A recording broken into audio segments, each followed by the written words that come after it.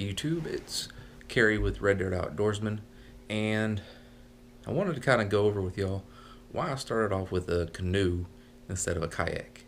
And back when I bought it, we were in serious drought.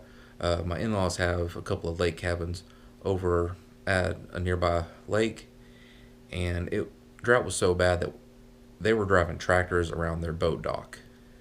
So the only way you could get a boat in the water was by pushing it in, and that limited you to a small enough jumbo that you could muscle it in there, or a canoe or a kayak. Had the money, we have a local academy that I went to, and when I got there, I was really intending to buy a kayak. But when I started looking, I started thinking about my kids. And my wife hates it when we go to the lake and it's basically goodbye, and she's got the kids for the entire time. So I did it for that, and also because I really wanted to do some new camping where I can take it down the Brazos or the Red and camp on the shorelines with my buddies. So that, and do a little hunting out of it. There's different reasons to have one, but that was really the main reason, was spending that time with my kids. I can put all three of them in the boat because they're small enough for me to do that right now. I can take dog if I want to, and I can load it down with a lot of gear. Now, that being said, there are a lot more mods you can do for a kayak that you don't have to do a DIY on.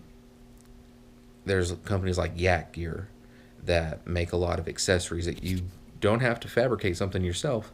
You just go buy it and put it on. So what I did was I did some of my mods to my canoe like it was a kayak. I attached an anchor trolley to the gunnels. I bought a good canoe, so it had a center console with storage and rod holders, cup holders. The front and back are the same, so it's just really depending on how you want to be facing at the time, who you want in the front, who you want in the back. But they have two Scotty holders per seat. There's a couple places to hang your lures, fish hooks, a couple of carry handles. So it's big sturdy kayak, or I'm sorry, big sturdy canoe. Kayak, at most I'm gonna do a tandem. Don't want a tandem unless my wife really decides she wants to get into us going out every once in a while. And then I'm probably not going to get an angler one because she's not a fisher. And so, regular tandem would work for us just going out in the water for some exercise.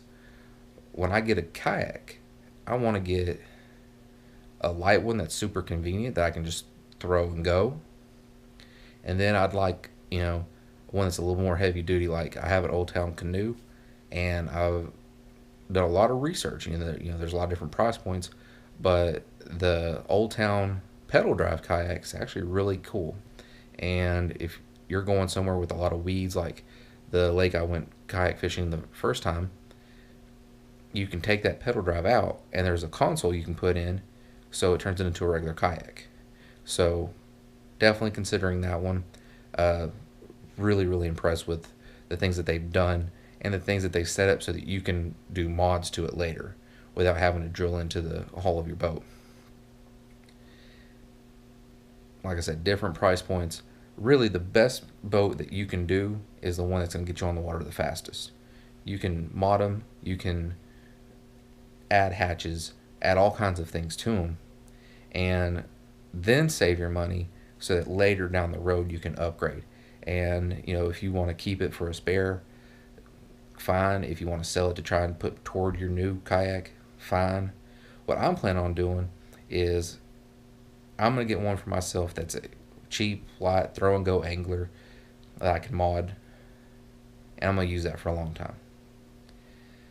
3 kids. My oldest one's about big enough where she can use her own little bitty Pelican that they have at Academy, and I'll mod it up for her with some anchor trolleys, some bungees, some hatches, but mainly just get her on the water.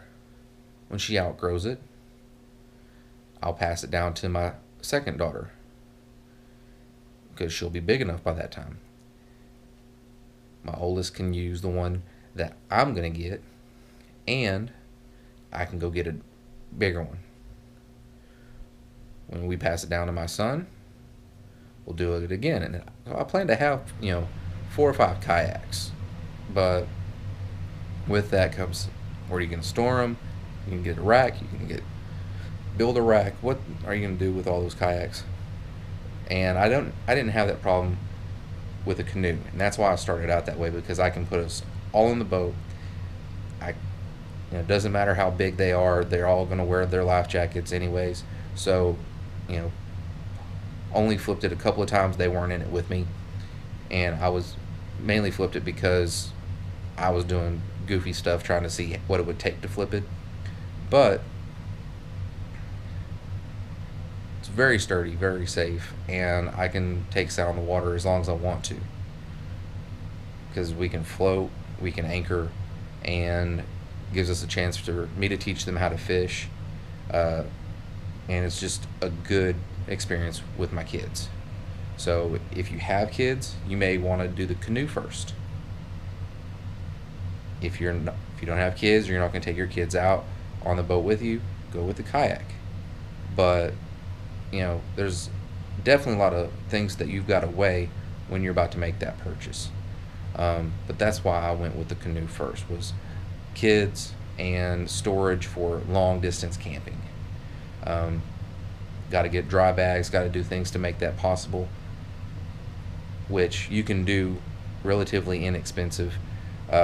Just really depends on what you want and if you're going to be brand specific.